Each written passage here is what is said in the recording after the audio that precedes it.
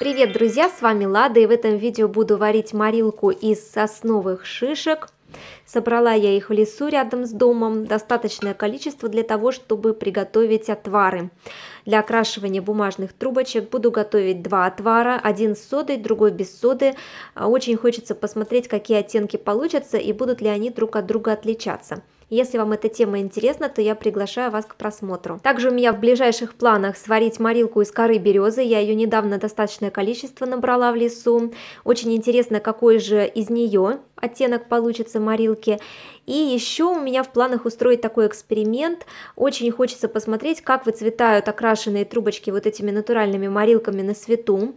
Буду я его устраивать где-то в течение месяца. Все очень подробно буду рассказывать, показывать в отдельном видео, которое выложу на канале. Если вы не хотите пропускать эти видео, то обязательно подписывайтесь на канал и нажимайте на колокольчик рядом с кнопкой подписаться, тогда вы точно ничего не пропустите. И перед тем, как приступить к приготовлению морилки, я обязательно сейчас все шишки очень тщательно помою под краном проточной водой, чтобы смыть с них всякую такую грязь ненужную, которая будет морилку только забивать. Так, ну вот я помыла шишки, распределила их на две кастрюльки. Как я уже ранее сказала, у меня будет два отвара, один с содой, другой без соды. Еще хочу сказать следующее, что девочки на трансляциях делились своими рецептами морилки из шишек, уже варили такие морилки, все остались довольны. И я поняла, что универсального рецепта такой морилки нет. То есть кто-то варил 5 часов и оставлял на ночь, кто-то варил 2 часа, час, с содой, без соды. В общем, я поняла, что нужно в любом случае экспериментировать, потому как от разного количества часов варенья оттенок получается разный. В общем, будем все делать на глаз, посмотрим, что получится, и заливаем все это водой, ставим на газ. Итак, все это дело я поставила на газ и налила в кастрюльке воды, по 2,5 литра получилось, так, чтобы вот все шишки покрылись у меня полностью водой, были погружены туда. Конечно, в процессе варенья какая-то часть выпарится однозначно, но я доливать уже воды не буду. То есть, что выпарится, то выпарится. Ну и сейчас я буду варить это все дело час. И потом уже буду добавлять в одну из кастрюлек соду. И да, забыла сказать, что все это дело я поставила на не слишком большой огонь, такой средней величины. И когда это все дело закипит, я немножечко его убавлю.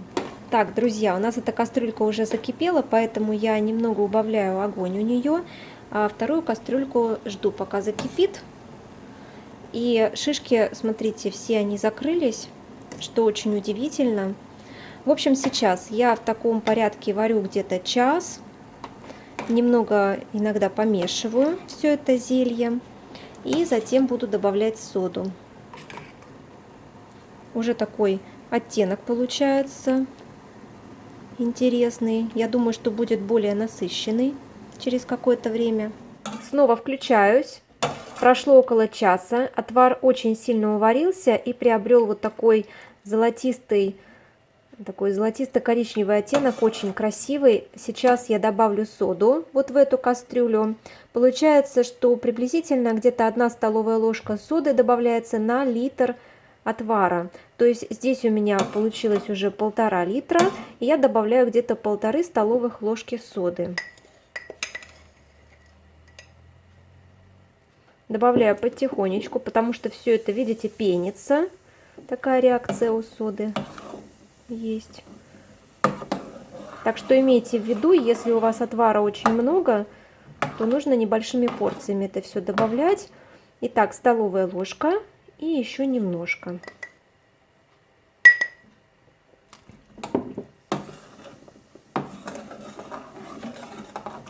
А в эту кастрюлю я ничего не добавляю, то есть такой эксперимент.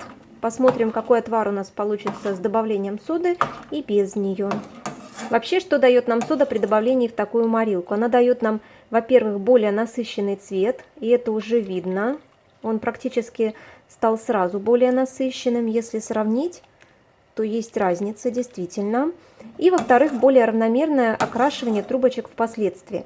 Но на самом деле, как я почитала отзывы, они неоднозначные. Кому-то совсем не понравилось добавление соды в такую морилку, кто-то наоборот в восторге от этого всего. Ну, посмотрим, в общем, что у нас будет в будущем. Итак, сейчас я это все оставляю. Немного сделаю газ потише, чтобы это не кипело ни в коем случае. И еще где-то минут 40 это все дело поварю на огне, а потом выключу и оставлю на ночь настаиваться. Друзья, прошло минут 50, я сейчас все это дело выключаю. Морилка очень сильно уварилась. Я боюсь, что если я еще буду варить, то от нее ничего не останется. Смотрите, там, где мы добавляли соду, посмотрите, какой оттенок получился. Очень прям такой интересный, красновато-коричневатый, золотистый, а здесь побледнее. Такой как будто бы чайный, кофейный. Ну, посмотрим. Значит, все это я делаю сейчас, выключаю и оставляю на ночь. Я прикрою крышечкой, на ночь оставлю, и уже утром буду это все процеживать. Включусь. Итак, прошли сутки, отвары настоялись очень хорошо, и сейчас делаю следующее. Нам нужно это все процедить. Буду процеживать я через марлю. Получается, здесь у меня 2 слоя марли, думаю, будет достаточно. Если что, я эту процедуру повторю. Итак, начну я с того раствора, в который я соду не добавляла.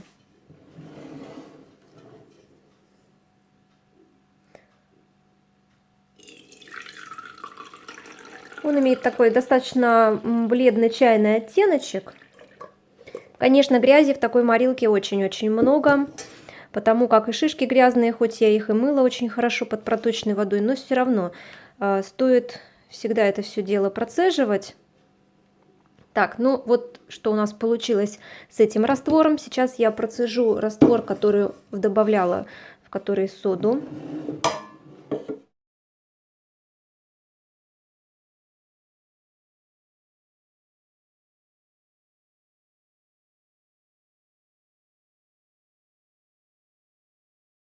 Немного его получилось, то есть из 2,5 литров воды получилось где-то 700 миллилитров. В общем, смотрю я на эти шишки, мне их так жалко выбрасывать, потому как рукодельницам всегда жалко выбрасывать наш расходный материал.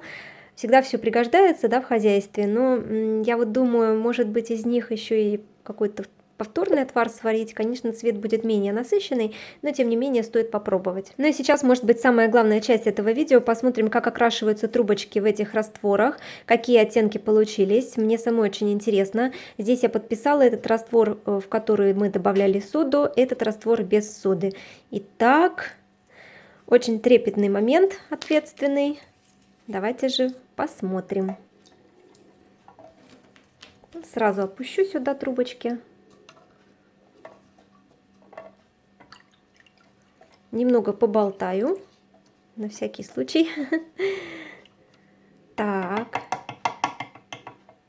И достаю трубочки, окрашенные раствором, в который была сода добавлена. Вот такой у нас получился цвет. Скажу, что камера его не особо искажает. Такой вот цвет интересный, достаточно, очень похож на рябину. А вот трубочки, окрашенные раствором без соды. Ну, очень бледноватый оттенок получился. Да, камера тоже цвет не искажает. Я стараюсь сейчас это все передать. Настройки вроде хорошие попались.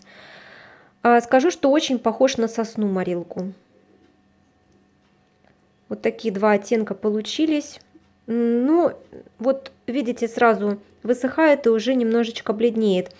Я включусь обязательно в следующем кадре, покажу уже, какие оттенки получились, когда трубочки высохли. Это самое главное. После высыхания трубочки очень сильно побледнели. Я подписала, каким отваром, с содой или без соды, я их красила и сколько раз.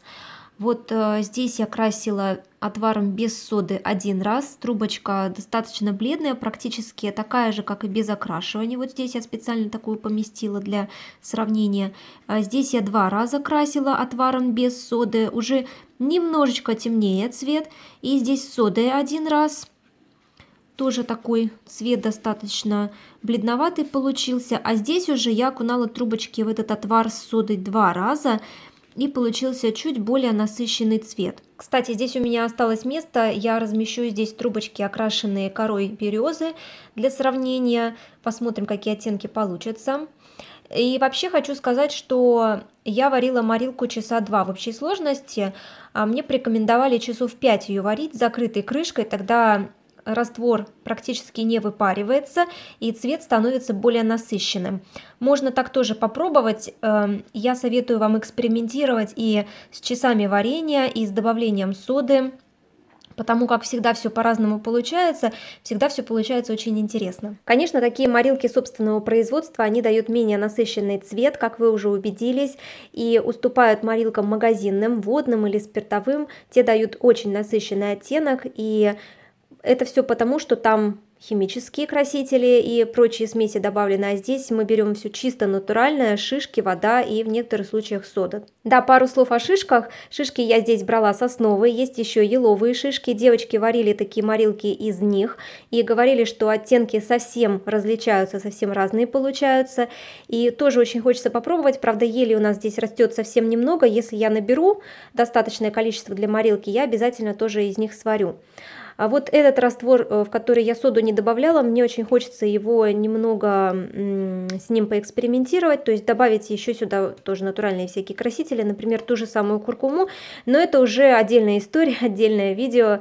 В общем, как-нибудь, если руки дойдут, обязательно поэкспериментирую. Тем не менее, мне кажется, что стоило это все попробовать, стоило посмотреть на результаты самой воочию. И вот мне такие, конечно, менее насыщенные оттенки очень нравятся, более естественные, более древесные. Для каких-то изделий они в самый раз пригодятся. Я очень надеюсь, что это видео вам понравилось и оказалось в какой-либо его части полезным. Если так, то обязательно ставьте большие пальчики вверх, пишите в комментарии, понравился ли вам такой эксперимент, хотите ли вы его повторить. И подписывайтесь на канал, впереди много всего интересного. Я желаю всем легкого плетения, вдохновения и удачных экспериментов. Увидимся очень скоро в следующих видео и трансляциях. Пока-пока! Да, друзья, пару слов забыла сказать по поводу хранения такой морилки. Девочки мне писали, вот, которые варили морилку из шишек также, что хранят ее в стеклянных банках в холодильнике. То же самое и я хочу сделать и посмотреть, как долго она будет храниться в таком состоянии. Вообще думаю, что долго, потому как шишки при варенье, они выделяют эфирное масло, а эфирные масла, они хранятся долго. Ну, посмотрим. В любом случае, я вас буду держать в курсе событий, что будет с морилкой происходить. И обязательно подписывайтесь на мой инстаграм, там я выкладываю большую часть видео своих процессов, чем на ютубе. В ютубе все-таки такие более оформленные видео, а в инстаграме они такие еще и могут быть более бытовые, что ли, скажем так, без монтажа. Вот, поэтому обязательно подписывайтесь, будете в курсе выхода всяких новостей, всяких событий. Всем до встречи, пока!